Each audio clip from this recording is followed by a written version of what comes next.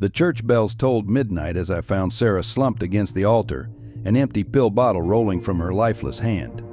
"Dear God, no," I screamed, my voice echoing through the empty cathedral.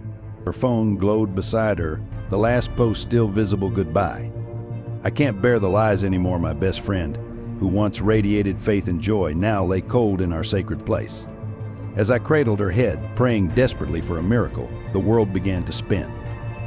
"Please, Jesus, don't let this be real," I whispered before darkness claimed me, Sarah's cross necklace clutched in my trembling hand. In this darkness, your soul yearns for truth. Join our sacred journey. Subscribe now to unlock divine revelations that await. My name is Sophia Miller, and until that fateful night in the church, I was known as the light bearer to my 50,000 social media followers. At 17, I had built my platform sharing daily devotionals, Bible verses, and messages of hope. Every Sunday, I would live stream from the front pew of Grace Cathedral, my father's church, where he served as senior pastor. My mother led the youth ministry, and together we were the perfect Christian family that everyone in our small town of Haven Springs looked up to. I grew up believing I was destined to bridge the gap between traditional faith and modern youth culture. My posts always started with "Good morning, blessed souls," and ended with a scripture quote. People called me an old soul in a young body. The church elders praised my dedication, and parents would tell their children to follow my example. My inbox was flooded with messages from teens seeking guidance about faith, family struggles, and personal demons. What they didn't see were the nights I spent crying over hateful comments calling me a hypocrite. They didn't know about the pressure of maintaining a perfect image, the constant fear of making one wrong move that could destroy everything my family had built. Behind every inspiring post was a girl who sometimes questioned if she was truly worthy of being called God's messenger. Sarah Thompson had been my best friend since kindergarten. We were inseparable through Sunday school, youth camps, and choir practice. She was the only one who knew my doubts, my fears, and my struggles with the weight of expectations. While I was the public face of young faith, Sarah was my anchor to reality. She would sit with me for hours, reading Psalms when I felt lost, reminding me that even David had moments of doubt. Our senior year started perfectly. We had plans to attend the same Christian college, dreaming of starting a ministry together. My following was growing exponentially, and I had just been invited to speak at the National Youth Faith Conference. Sarah was going to be my co-speaker, sharing her testimony of overcoming depression through faith. We were supposed to change the world together. But beneath the surface, cracks were forming. I was so busy maintaining my online presence that I missed the signs. Sarah's posts became darker, filled with questions about God's silence and the church's hypocrisy. When she stopped coming to youth group, I assumed she was just going through a phase. I was too wrapped up in preparing for the conference to notice she had stopped reading my daily devotionals. The church walls held our secrets, the midnight prayers, the tearful confessions, the promises we made to always be there for each other. These same walls would later witness our greatest tragedy. If only I had looked beyond the perfectly filtered photos and inspirational captions. If only I had remembered that being a true friend was more important than being a perfect Christian influencer. That's why I'm sharing this story now. Not for likes or shares, but because the truth needs to be told. About how our obsession with portraying perfect faith online can destroy real faith. About how in trying to save others we sometimes lose ourselves. About how God's greatest miracles often come after our darkest moments. Sarah's story isn't just about social media or mental health, it's about the battle for our souls that's happening right now in every church, every home, and every heart. And it began on that cold December night when my perfect world shattered against the altar of Grace Cathedral.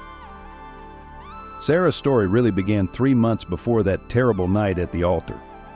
It was after our last summer youth retreat, where she had led worship with her beautiful voice that could make angels weep.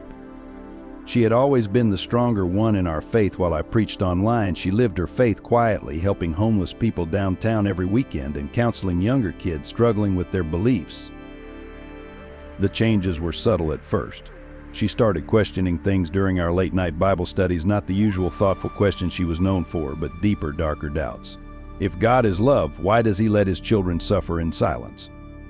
She would ask, her eyes distant. I gave her the answers I shared with my followers, the same polished responses that usually garnered thousands of likes. But for the first time, those answers felt hollow. Then came the anonymous hate account. Someone had created a profile dedicated to exposing what they called the truth behind Grace Cathedral's Golden Girls. They posted old photos of Sarah from before her baptism, when she had struggled with self-harm. They twisted her testimony of healing into accusations of manipulation. Each post ended with "false prophets walk among us." Sarah was devastated. The shame she had overcome through years of prayer and counseling came flooding back.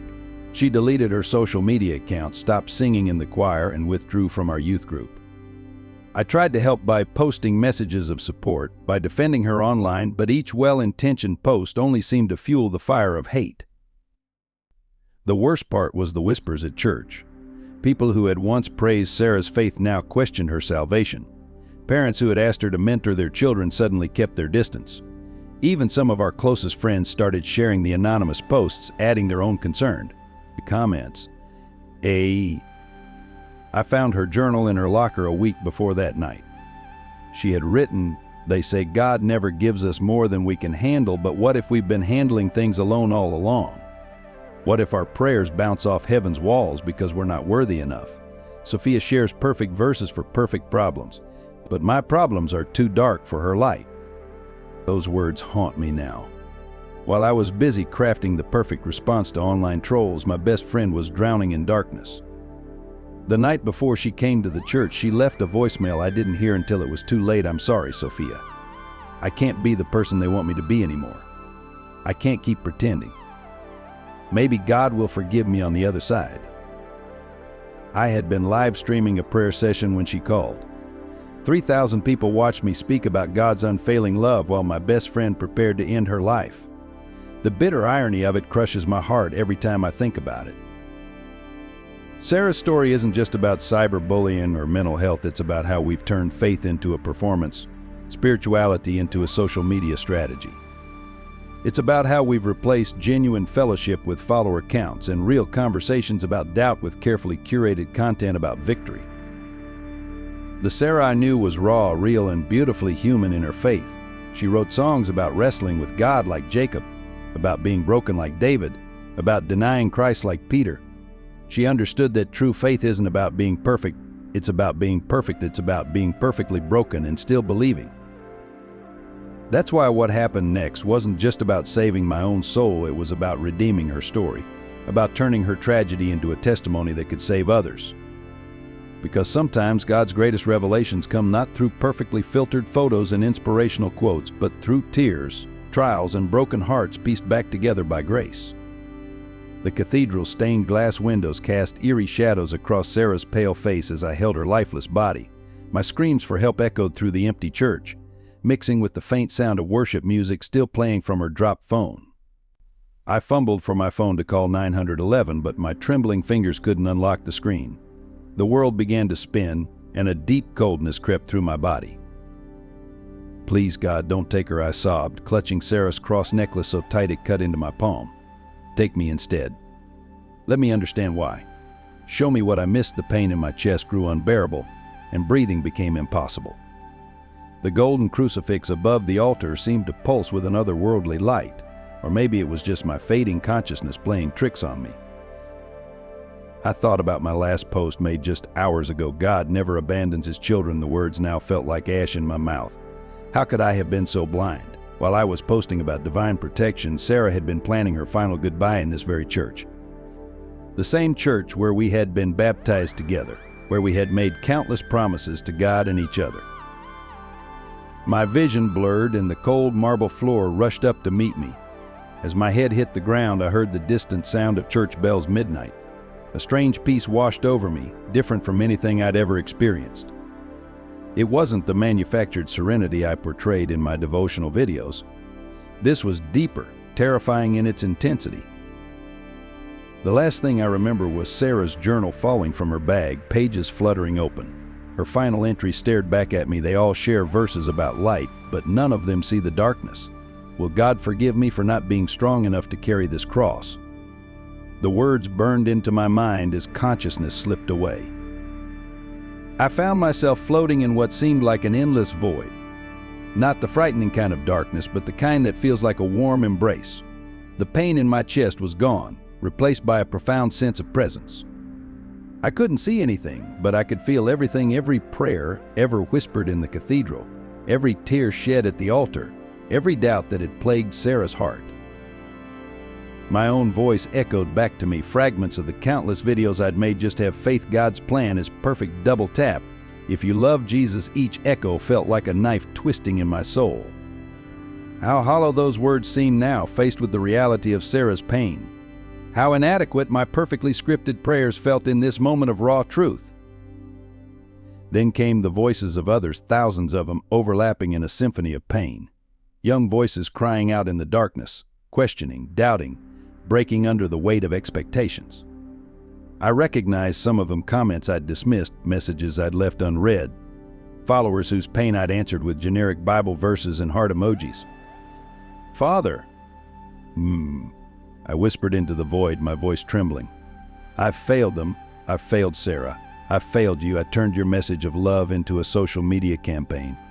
I traded authentic faith for audience engagement. Please, show me the truth. Show me what real faith looks like. Show me how to make this right. The darkness began to shift and change, taking on form and substance. I felt myself being drawn towards something or someone.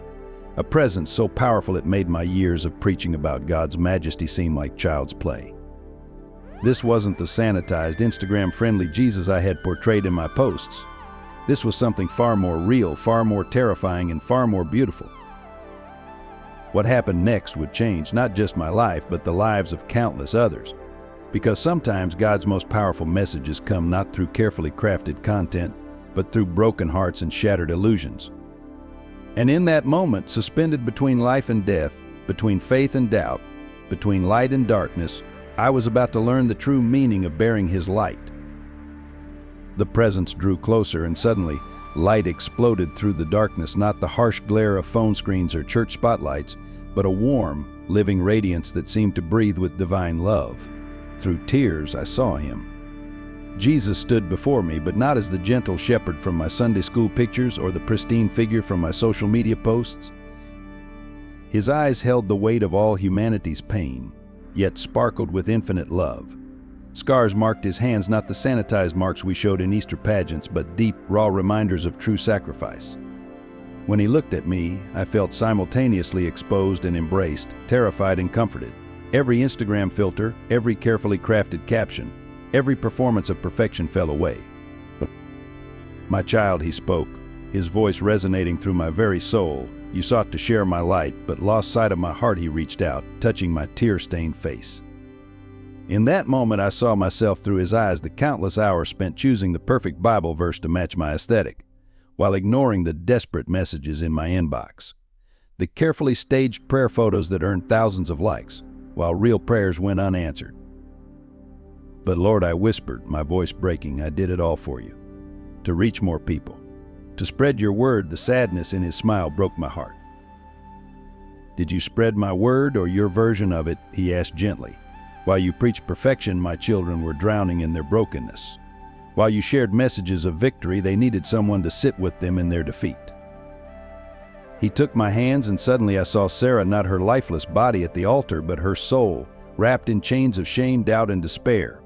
Each link was forged from a different source: judgment from fellow believers, pressure to maintain appearance, the crushing weight of others' expectations. She reached out to you 17 times in the past month, Jesus said softly. The truth hit me like a physical blow. I had been too busy planning my next viral devotional series to notice her crisis of faith, too preoccupied with my speaking engagement to hear her cry for help.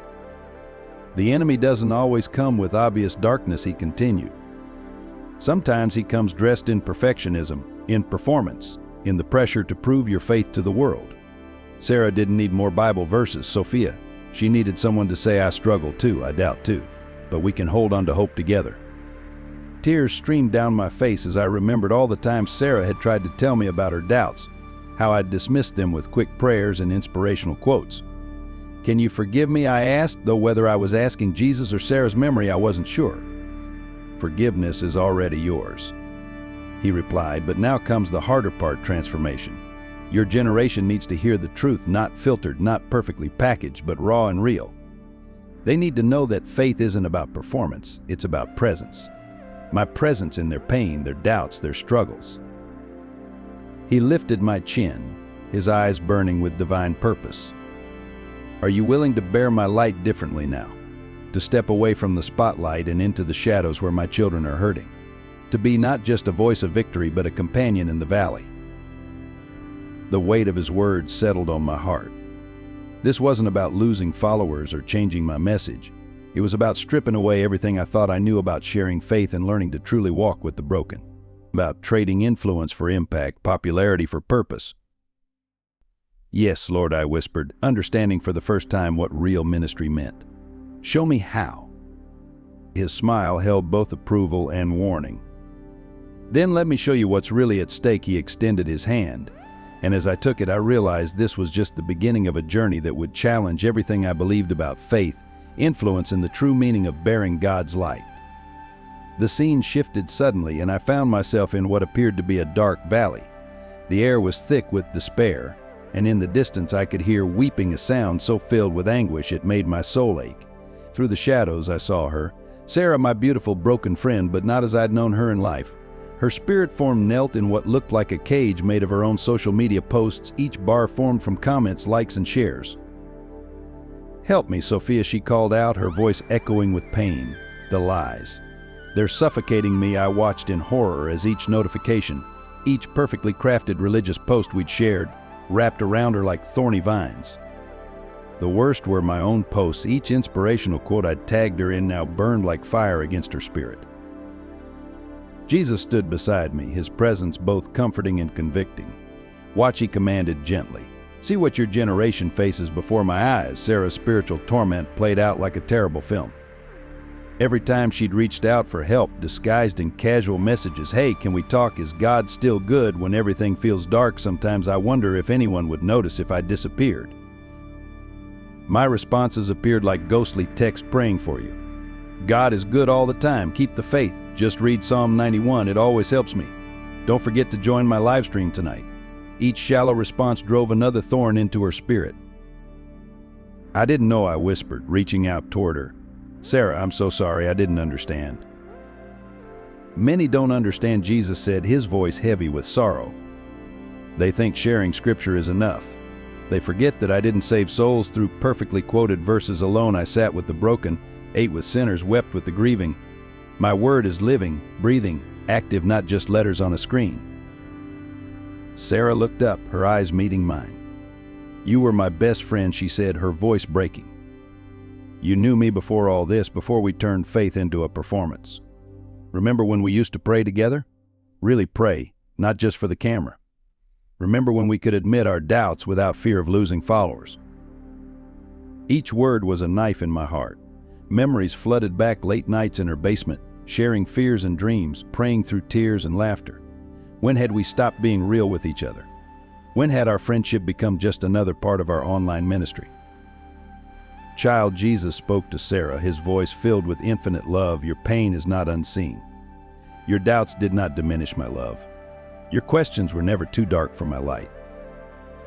Sarah's spirit reached toward his voice, and I saw the thorny vines begin to loosen. But they said faith should always be strong, she whispered. They said doubt was from the enemy. They said many things in my name, Jesus interrupted gently. But I say to you now, blessed are the broken, for they shall be made whole. Blessed are the doubters, for they shall discover truth. Blessed are those who question, for they shall find answers in me. I watched as divine light began to penetrate the darkness around Sarah's spirit. Each beam of light carried words, not polished Bible verses or Instagram captions, but raw, honest prayers. God, I'm not okay. Jesus, I don't understand. Lord, help my unbelief. This is the prayer of faith, Jesus told me, gesturing to the scene. Not perfect words, but perfect trust in the midst of imperfection. Not unwavering certainty, but unwavering hope despite uncertainty. As the light grew stronger, I saw tears streaming down Sarah's face, not tears of despair now, but of relief. The cage of social media posts began to dissolve, replaced by something more real, more tangible, genuine connection, authentic faith, unfiltered truth. Remember this, Jesus said to me, for what you're about to see next will show you why this matters more than ever. The scene before us shifted again, and my heart nearly stopped. There in front of me was my 14-year-old sister Emily sitting alone in her room. Unlike the confident, joyful girl I knew, this Emily looked hollow, her eyes fixed on her phone screen with an almost hypnotic intensity. I watched in horror as she scrolled through posts about Sarah's death, reading the cruel comments and conspiracy theories. "No," I whispered, reaching out instinctively though I couldn't touch her. "Not Emily. Please, Lord, not my sister." Jesus stood silent beside me as we watched Emily open her diary app. Her words appeared as she typed, "If someone as strong in faith as Sarah couldn't make it, what hope is there for someone like me? Even Sophia, with all her perfect posts and prayers, couldn't save her best friend." "Your sister stands at a crossroads," Jesus finally spoke, his voice heavy with concern. "She has watched you and Sarah for years, seeing the gap between your public faith and private struggles. Now she questions everything." He gestured, and I saw dozens of messages Emily had sent me over the past months, all unanswered. "Can we talk? Do you ever doubt sometimes I feel like I'm not good enough for God?" Emily's screen showed her social media profile filled with reposts of my devotionals and Sarah's old worship videos. But her private messages told a different story. She was part of hidden groups discussing depression, self-harm, and suicide. "I just want to be real," she had written to an anonymous account. "But real isn't good enough in our church." "She's next on the enemy's list," Jesus said softly.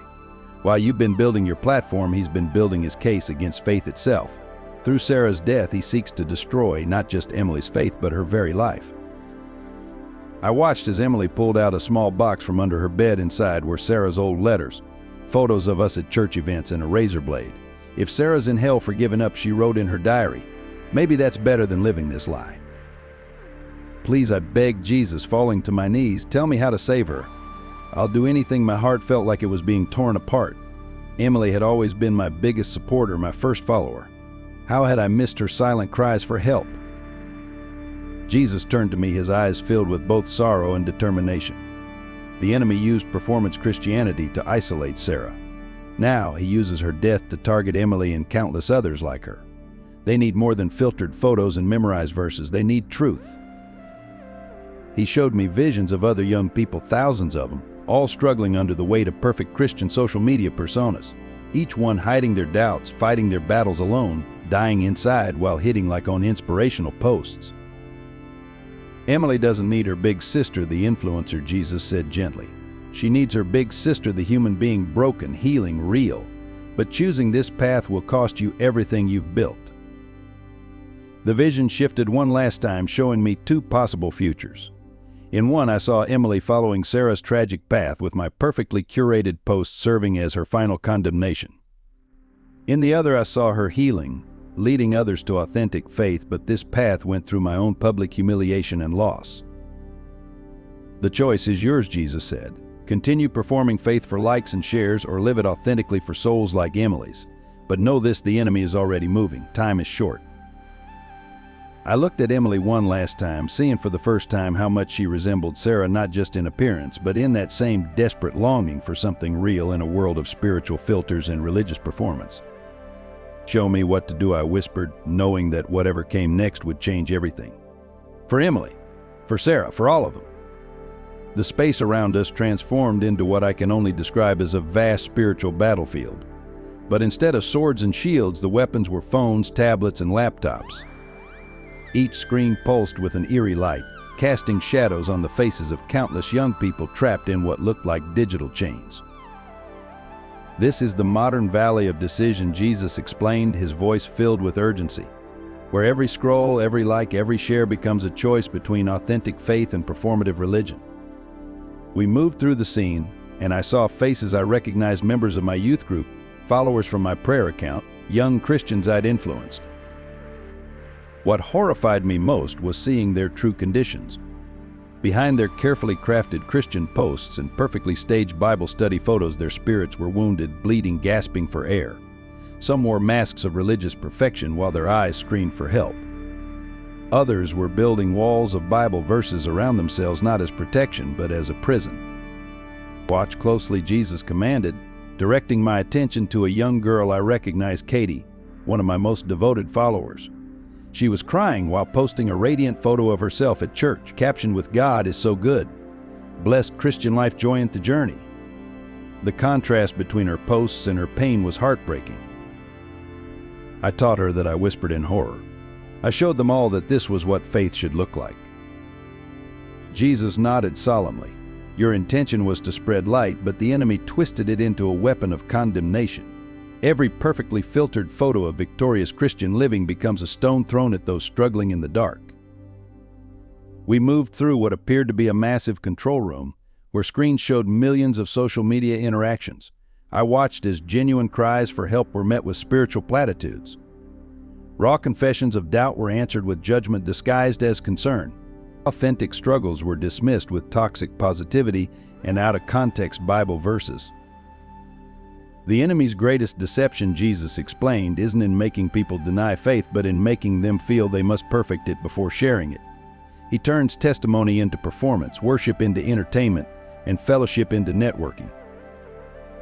I saw Sarah's old post streaming across one screen, her genuine questions about faith met with warnings about dangerous doubt, her vulnerable admissions of struggle labeled as attention-seeking.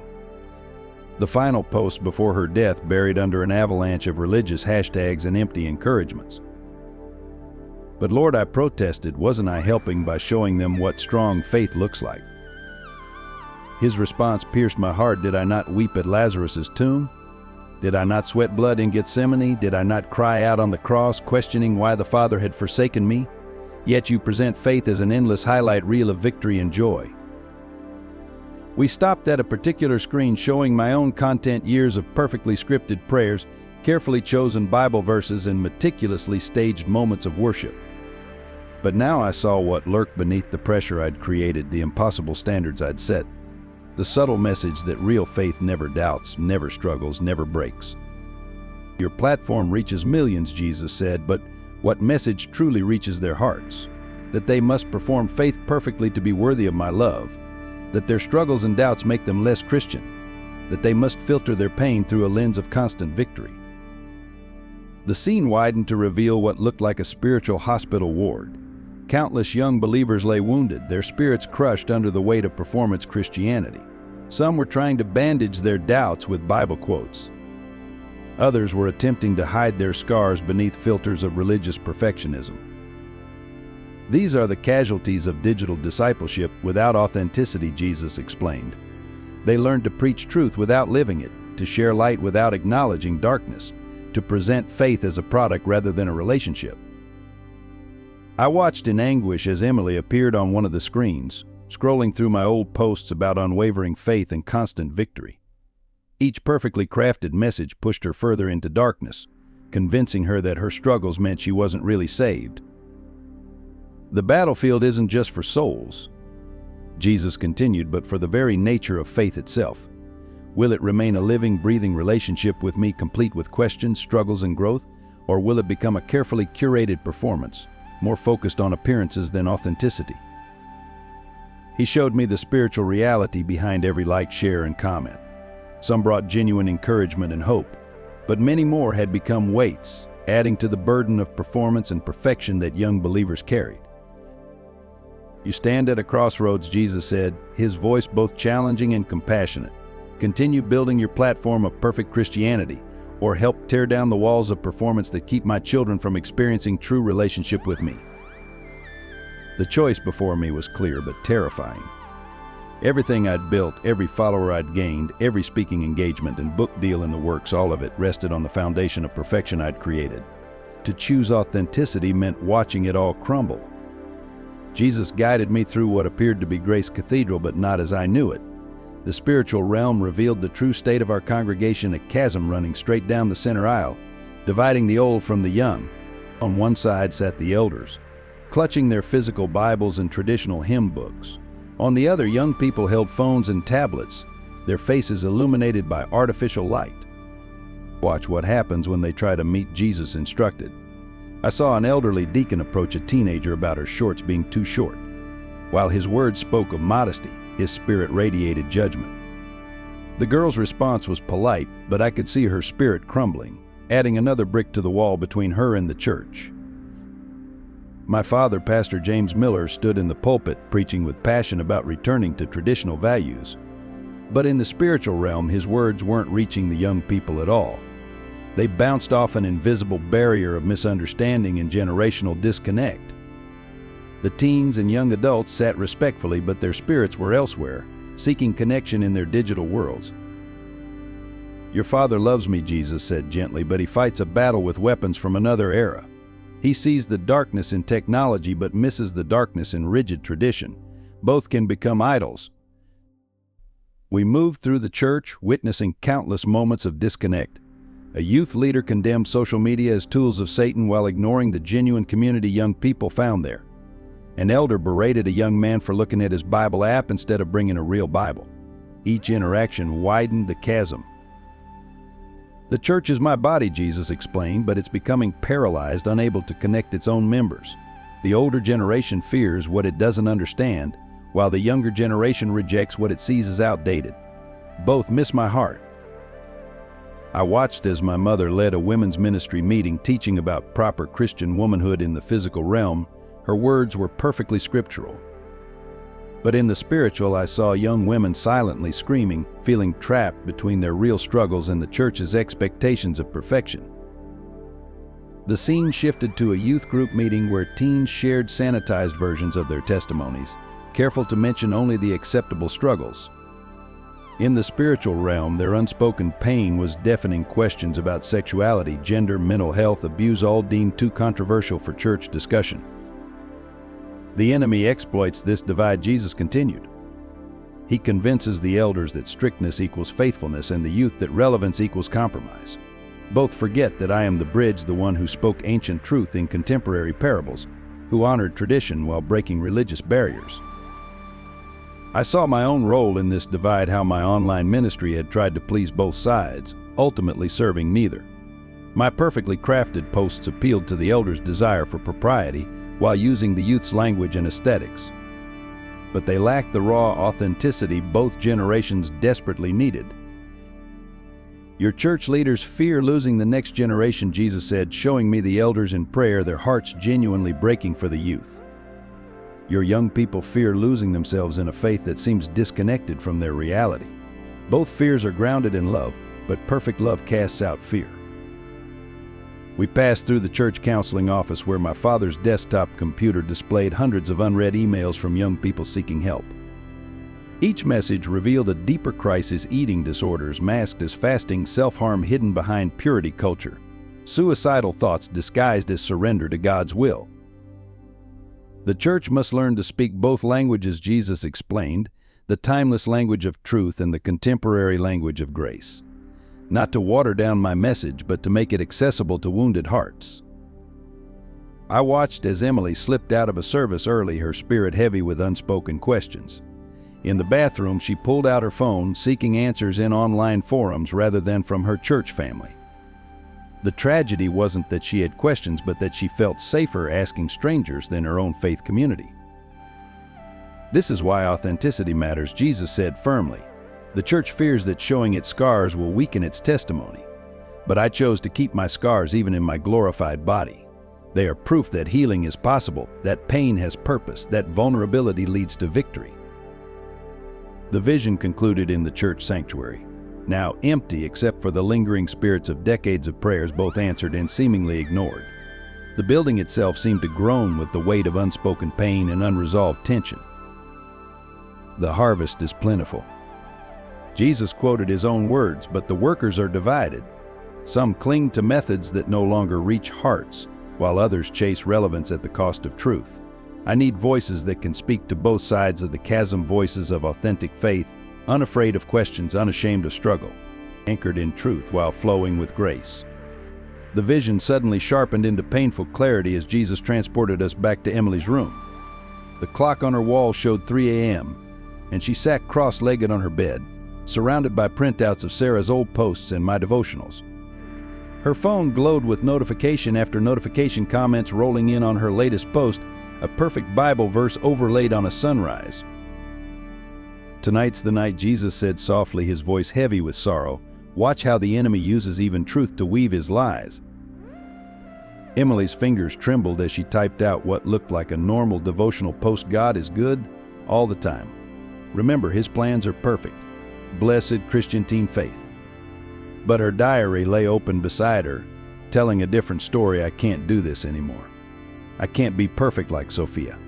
I can't pretend I don't have questions. Even Sarah, who was stronger than me, couldn't keep pretending. I watched in horror as she pulled out a small box from under her mattress, the same one I'd seen in the earlier vision. But now I could see what else was inside besides the razor bottles of pills she'd been collecting, one by one from various sources. My heart shattered when I saw they were mostly from our mother's anxiety medication. She's been planning this for weeks, Jesus explained as we watched Emily methodically line up the pills. Each perfectly crafted post was a piece of her goodbye letter. While everyone praised her growing faith, no one saw her growing despair. Emily picked up her phone one last time, opening her message thread with me. Dozens of unread messages filled the screen. Sophia, how do you handle doubt? Do you ever feel like God's not listening? I miss Sarah. Did we fail her? Sometimes I think about joining her. All met with my automated response, hey sis, super busy with ministry stuff, praying for you. Stop this, I beg Jesus. Please, we have to stop her. This is not the present, he reminded me gently. This is what will come to pass if nothing changes. Watch and understand how it happens. Emily opened her Bible app to my most recent devotional about unwavering faith. As she read my words about perfect trust and constant victory, tears streamed down her face. I'm sorry, Sophia, she whispered. I'm sorry, God, I'm just not strong enough to be who everyone needs me to be.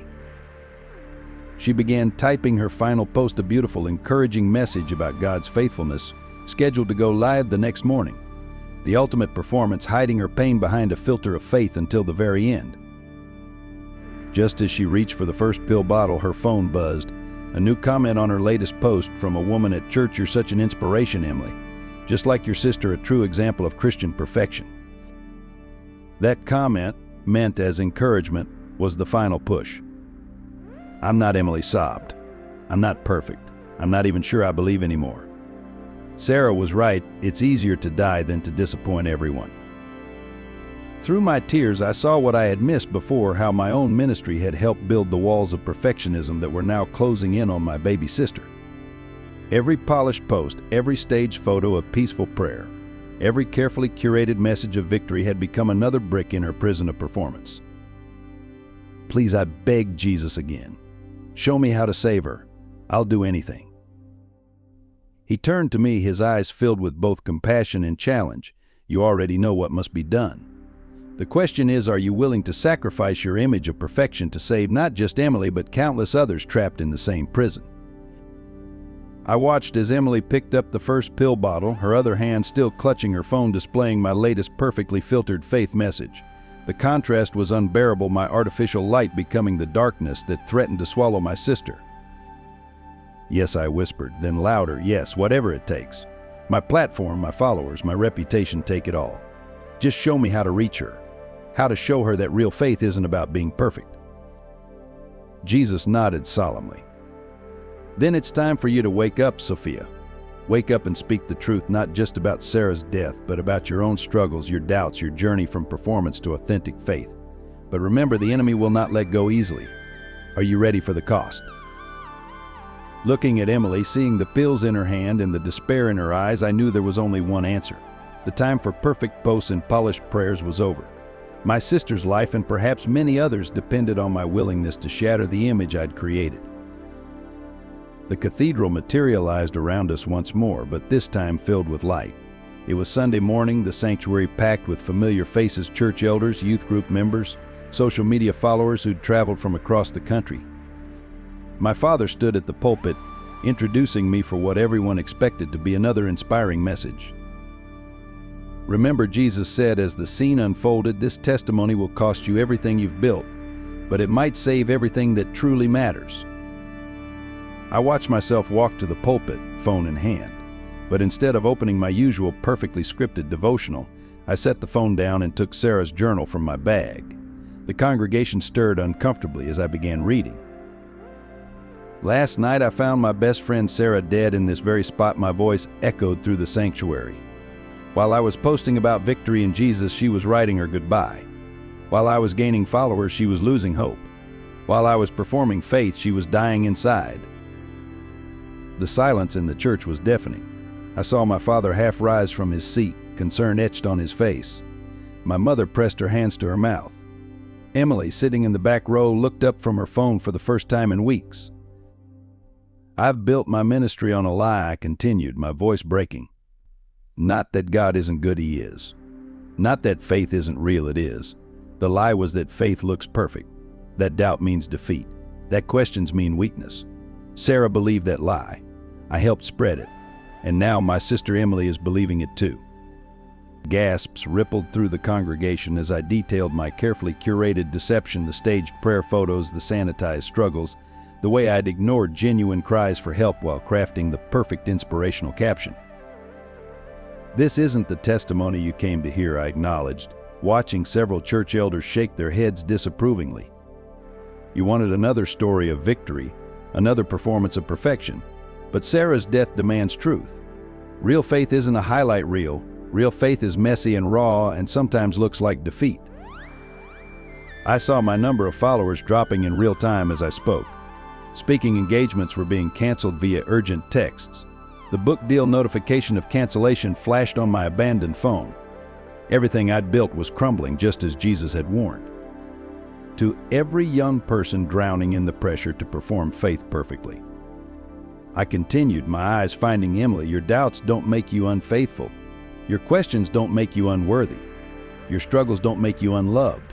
Sarah thought she had to choose between being real and being Christian. That lie cost her life. I won't let it cost another." The spiritual realm revealed the impact of each word, chains of performance breaking, walls of pretense crumbling. Some people walked out, their spirits rigid with judgment. But others, especially the young, leaned forward, hope flickering in their eyes for the first time in years. "I'm stepping away from social media ministry," I announced, picking up my phone. Not because technology is evil, but because I've used it to create an idol of perfect faith. Sarah needed real friendship, not filtered fellowship. Emily needs a sister, not an influencer. You need truth, not a performance. In that moment, I deleted my social media accounts, live in front of the congregation. Years of perfectly crafted content, millions of followers, countless opportunities, all gone with a few taps. The sacrifice felt both devastating and liberating. "This is what real faith looks like," I concluded, holding up Sarah's journal and my phone. "It looks like choosing truth over followers, authenticity over appearance, love over likes. It looks like coming down from the mountaintop to walk with people through the valley. It looks like this sanctuary, not a stage for performance, but a hospital for the healing." Looking out over the congregation, I saw every response. Jesus had prepared me for shock, disappointment, anger, relief, hope. But the only face that truly mattered was Emily's. For the first time in months, she was crying real tears, not the staged ones for social media. Her phone lay forgotten in her lap as she mouthed the words that made it all worthwhile. "Thank you." "The performance is over," I said finally. "Let real ministry begin." The aftermath of my testimony was immediate and severe. As I stepped down from the pulpit that Sunday morning, the sanctuary erupted into chaos. Elder Thompson, Sarah's father, stood up and pointed at me accusingly. "You're blaming the church for my daughter's death."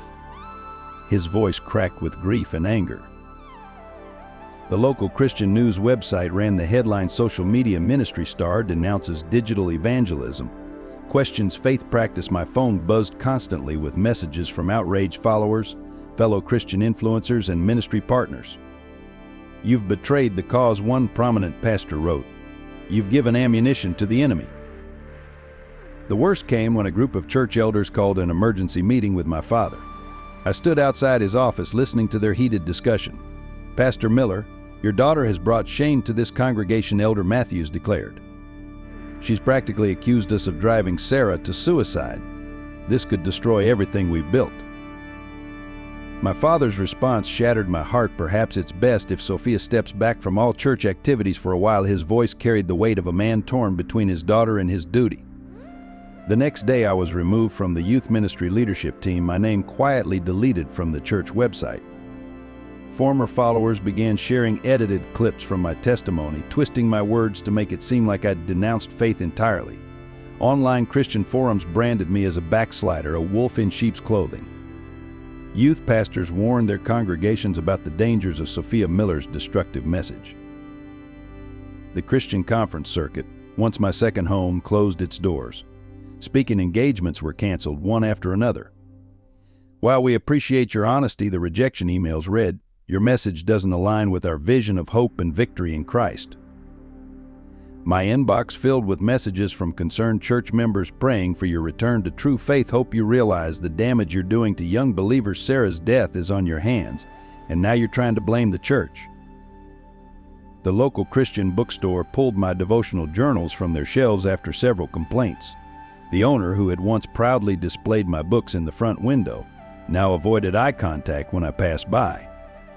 My scheduled book about digital ministry was canceled, the publisher citing controversies surrounding the author's recent statements. Even some of my closest friends distanced themselves. Jessica, my co-leader in youth ministry, sent a long message, "I love you, but I can't support what you're doing. You're making it seem like strong faith is a bad thing. Some of us actually do have victory in Jesus without doubting." The isolation grew as families in church warned their children away from me. I overheard one mother telling her daughter, "She's confused right now. Sometimes Satan uses tragedy to make people question God's truth." But the most painful backlash came from within my own home. My mother, torn between supporting me and maintaining her position in women's ministry, became increasingly distant. "I just don't understand," she said one night, tears in her eyes. "We raised you to be stronger than this." At night, alone in my room, I would look at Sarah's journal and question everything. Had I made a terrible mistake? The enemy's whispers were relentless. "Look what you've done. You've destroyed your ministry, hurt your family, divided the church. Was it worth it?" Then I would see Emily slowly beginning to open up, sharing her real struggles instead of posting perfect Bible verses. I'd noticed the quiet messages from other young people, "Thank you for telling the truth." For the first time, I feel like I can be honest about my doubts. Jesus had warned me about the cost, but knowing it was coming didn't make it hurt any less. Each accusation, each closed door, each turn back felt like another nail in the coffin of everything I'd built. Yet somehow, in the midst of this persecution, I felt a strange peace. For the first time since Sarah's death, I was living in complete truth. The family crisis hit its peak 1 month after my testimony. I came home to find my father sitting in his study, surrounded by letters from church members threatening to leave the congregation. His face, aged by stress, turned to me with a mixture of love and disappointment. "The board is calling for my resignation," he said quietly. "They say I've lost control of my own household. How can I lead a church if I can't guide my own daughter?" The weight of his words crushed me. My father, who had pastored Grace Cathedral for 20 years, was about to lose everything because of my decision to speak the truth. My mother stopped speaking to me altogether. I would find her crying in the kitchen late at night, deleting comments from her social media about being a failure as a Christian mother. Her women's ministry group, which she had led for 15 years, was slowly dwindling as members chose sides in the growing controversy.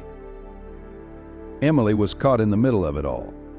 While she had begun to heal, opening up about her struggles, the other parents banned their children from spending time with her. "The Miller girls are troubled," they would whisper during church services. "Best to keep your distance." One evening, during a particularly heated family dinner, my mother finally broke her silence. "Why couldn't you have dealt with this privately?" she demanded, her voice shaking. "Did you have to destroy everything we've built? Your father's ministry, my ministry, our reputation in the community." "Our reputation," I repeated softly. "That's exactly what Sarah died trying to protect. That's what almost drove Emily to the same path." The tension reached its breaking point when my father received an ultimatum from the church board: either publicly denounce my testimony or step down as pastor. That night I heard my parents arguing for hours. "She's our daughter," my father said. "But this is God's church," my mother responded. The next Sunday, my father stood at the pulpit, looking older than I'd ever seen him. The congregation held its breath, waiting for him to choose between his daughter and his calling. "I have served this church faithfully," he began, his voice steady but sad. "And I will continue to serve God faithfully. But I cannot and will not denounce the truth, even when it comes at a great cost." He placed his resignation letter on the pulpit and walked out, followed by my mother's quiet sobs. We lost more than a church that day. We lost our extended family, our community, our sense of belonging. Cousins unfriended us on social media. Holiday dinner invitations were rescinded. Years of relationships crumbled under the weight of choosing truth over comfort. In the midst of this family crisis, an unexpected letter arrived from Sarah's younger sister, Hannah. Sarah tried to tell me so many times, she wrote, about the pressure, the perfectionism, the pain of pretending. I didn't understand until I read her journal. Your testimony didn't destroy your family's ministry, it might have saved mine. That letter became my anchor in the storm of lost relationships. Every time I watched my mother cry, every time I saw my father's shoulders sag under the burden of unemployment, every time Emily came home from school with stories of former friends turning away, I would read Hannah's words and remember why this sacrifice was necessary. One night I found Emily sitting on the front porch, looking at old family photos. "Do you regret it?" she asked quietly, "telling the truth, even after everything it's cost us?" I sat beside her, remembering Jesus' words about the cost of authentic faith. "No," I answered honestly, "because having a real sister is worth more than having a perfect family." She leaned her head on my shoulder, and for the first time since this crisis began, we both cried not the perfect, photogenic tears we used to post about, but real, messy, healing tears. In that moment, I understood that sometimes losing everything is the first step to gaining what truly matters. 2 months after my testimony, a letter arrived from a girl I'd never met in Minnesota. Inside was a journal entry and a note: "Your testimony saved my life. I was planning to end it all, just like Sarah. But then I saw your video, not the polished prayers, but the real truth about faith and doubt." For the first time, I felt like someone understood. More letters began arriving, first as a trickle, then a flood. Teenagers, college students, even pastors' kids sharing their stories of struggling beneath the weight of performative faith. Each letter echoed the same theme: I thought I was the only one. A small group started meeting in our living room on Wednesday nights. No phones allowed, no social media posts, just raw, honest conversations about faith and doubt. Emily brought 2 friends from school who had stopped attending church. A week later, they brought others. Soon, our living room couldn't hold them all. Sarah's father, Elder Thompson, came to one of these meetings. He stood at our door, grief and anger still etched in his face, but something else too, a desperate need to understand. "I found more of Sarah's journals," he said, his voice breaking. "I need to know, were we so focused on looking righteous that we couldn't see our daughter's pain?" That night changed everything. As Elder Thompson shared his story, others began opening up about their own struggles. A pastor's son admitted he hadn't prayed in months, crushed by the pressure of being the perfect Christian kid. A youth leader confessed she was on antidepressants but felt ashamed to tell anyone at church. To everyone's surprise, my father joined these meetings. No longer Pastor Miller, just James, a man learning to embrace authentic faith over religious performance. He shared his own doubts and fears, how losing his pulpit had forced him to confront what he truly believed versus what he preached. The most powerful moment came when a video started circulating online. Not one of my old, perfectly filtered devotionals, but a shaky phone recording of our Wednesday night meeting. In it, Emily stood up and shared her story about finding Sarah, about her own planned suicide, about how choosing authenticity over performance had saved her life. The video went viral in Christian circles, but not like my old content. This time the comments were different. "This is what we've been afraid to say. Finally, someone speaking the real truth. I've never felt more seen in my faith journey." Other groups began forming across the country. Young people started calling them real faith circles, safe spaces where questions were welcome, doubt wasn't demonized, and authenticity was valued over appearance. No phones, no photos, no performance, just genuine fellowship and honest prayer. A year after Sarah's death, I received an email from a major Christian conference, not to speak on stage, but to host a small group session about authentic faith and mental health. "We've been doing it wrong," the organizer wrote. "Your testimony made us realize that." The impact reached beyond youth groups. Churches began addressing mental health from the pulpit. Christian counselors were invited to lead Sunday school classes.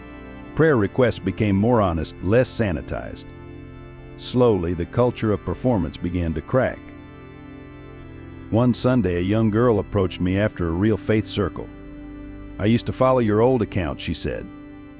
I tried so hard to be like your posts, always joyful, always victorious, never doubting. Then I saw your testimony about Sarah. It helped me realize that Jesus doesn't need my performance, he just wants my presence. The most profound change was in our own family. Without the pressure of being the perfect pastor's family, we began to heal.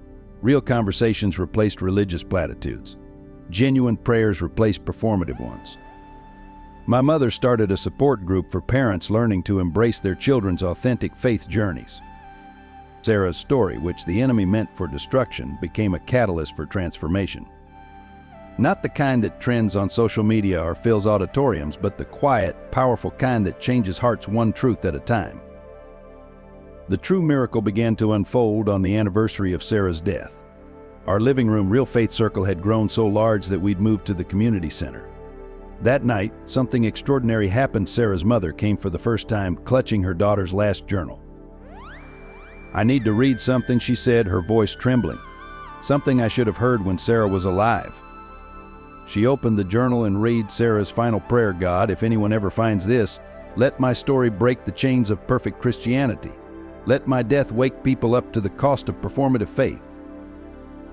As she read, the presence of God filled the room, not in the orchestrated way we'd once manufactured for social media, but in raw, transformative power. People began to weep, not for the cameras or for show, but with genuine repentance and relief. At night, a divine shift occurred in our community. The same church board that had forced my father's resignation reached out with a letter of apology. "We've been convicted," they wrote. "In our zeal to protect the church's image, we lost sight of its heart." Pastors from other churches began attending our Real Faith circles, not to judge or correct, but to learn and heal. One prominent minister confessed through tears, "I've been preaching victory without acknowledging valleys. I've been selling performance instead of teaching presence." The transformation spread beyond our meetings. Local Christian schools revised their policies, prioritizing mental health support over religious conformity. Youth groups replaced performance reviews with authentic mentorship. Prayer meetings became safe spaces for real struggles, not just sanitized requests. Emily, now leading her own teen support group, received a vision that confirmed everything Jesus had shown me. "I saw Sarah," she shared one night, "not in darkness anymore, but in light." She showed me how her story was being used to set others free. The most powerful confirmation came during a citywide youth revival. Unlike the polished productions of the past, this was raw and real. Young people shared testimonies of deliverance, not just from obvious sins, but from the subtle bondage of religious performance. The altar calls weren't for salvation alone, but for freedom to be authentic in faith. One night during worship, the presence of God fell so heavily that all our carefully planned programs dissolved into spontaneous, honest prayer. Teens who had hidden their struggles for years found freedom to speak truth. Parents who had pressured their children into religious performance fell on their knees in repentance. The local Christian radio station, which had once banned discussion of my testimony, now hosted regular segments on authentic faith and mental health. "We're done with sanitized Christianity," the program director announced. "It's time for real conversations about real faith." Our family received an unexpected blessing when my father was invited to pastor a new kind of church, one built on the principles of authentic faith over religious performance. The congregation met in a converted warehouse with space for counseling offices and support group meetings. "No perfect people allowed" became their unofficial motto. The divine intervention wasn't just in dramatic moments, but in quiet transformations. Families began having honest conversations about faith and doubt. Churches started measuring success by lives transformed rather than appearances maintained. The community that had once ostracized us for speaking truth now embraced authentic faith as its cornerstone. On what would have been Sarah's 19th birthday, her parents hosted a different kind of memorial service. Instead of mourning in silence, people shared how her story had sparked their journey to authentic faith. "Sarah's death shattered our perfect Christian facade," her father said, "but through that brokenness, real healing could finally begin." Looking out over the transformed community, I remembered Jesus' words about the cost of truth. The price had been high reputation, relationships, security. But the reward was beyond measure: genuine faith flourishing in the freedom of authenticity, lives saved from the prison of performance, and a community transformed by the power of real, unfiltered grace. On Easter Sunday, exactly 18 months after Sarah's death, Grace Cathedral reopened its doors under new leadership. My father stood at the pulpit once more, but this time as a changed man.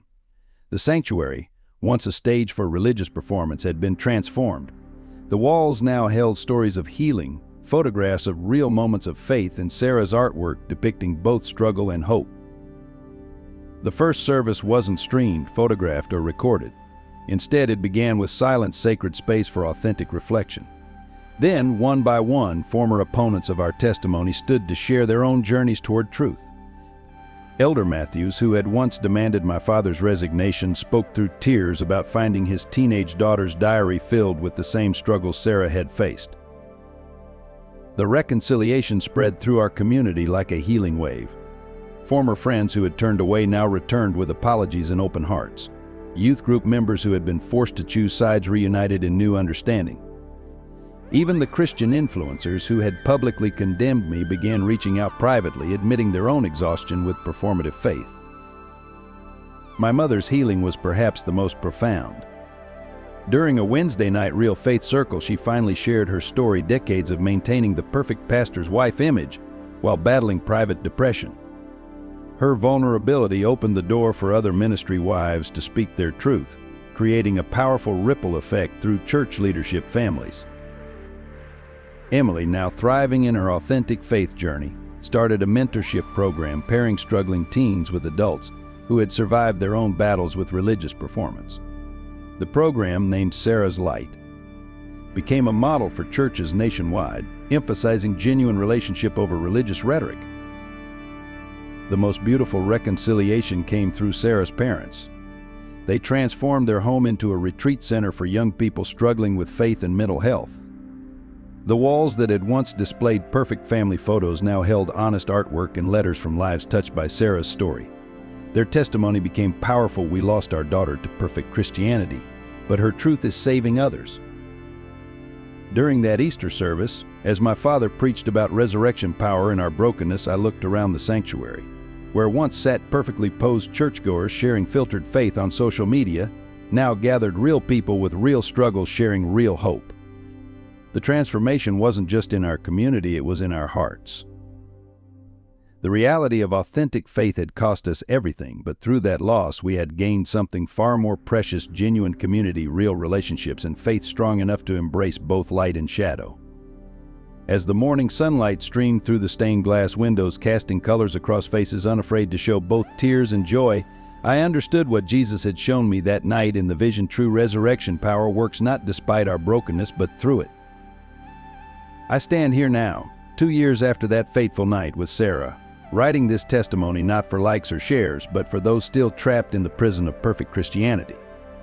This story isn't just about the dangers of social media or the pressure of performance, it's about the heart of God that breaks for His children struggling under the weight of religious expectations.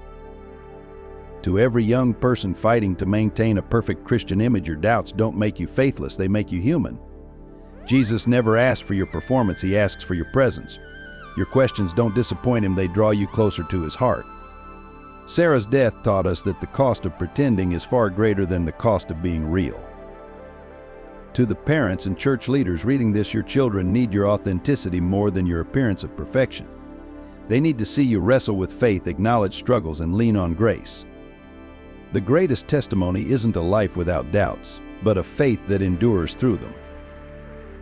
Emily, now flourishing in college, leads online support groups for Christians struggling with mental health. Her bio simply reads, "Finding Jesus in the mess," not just the message. Sarah's parents travel to churches nationwide, sharing how their daughter's story is bringing hope through honesty. My father's new book, Breaking Free from Perfect Faith, is helping leaders create spaces for authentic Christianity. The Real Faith Circles have spread across the country, not as a movement or program, but as quiet revolutions of truth. No phones, no platforms, no performance, just real people sharing real struggles and finding real hope.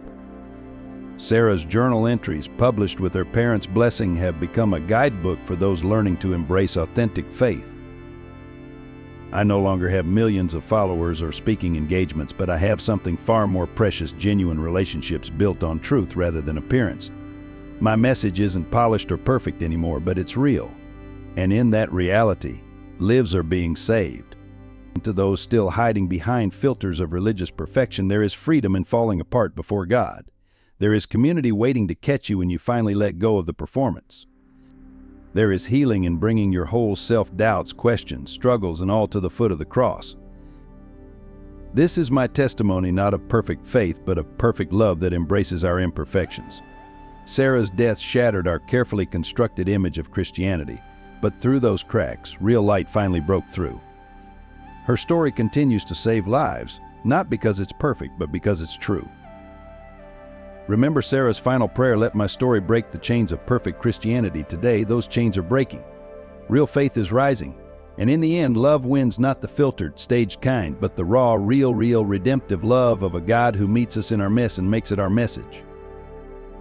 Dear friends, if this testimony has touched your heart or resonated with your own struggles, please share your thoughts in the comments below. Your story might be the light someone else needs. Consider subscribing to our channel to join this community of authentic faith and healing. By sharing this video with friends and family, you could help break the chains of perfect Christianity in someone's life. Every like, share, and comment helps spread this message of hope and truth to those who desperately need it. Together, we can create a space where real faith flourishes and lives are transformed.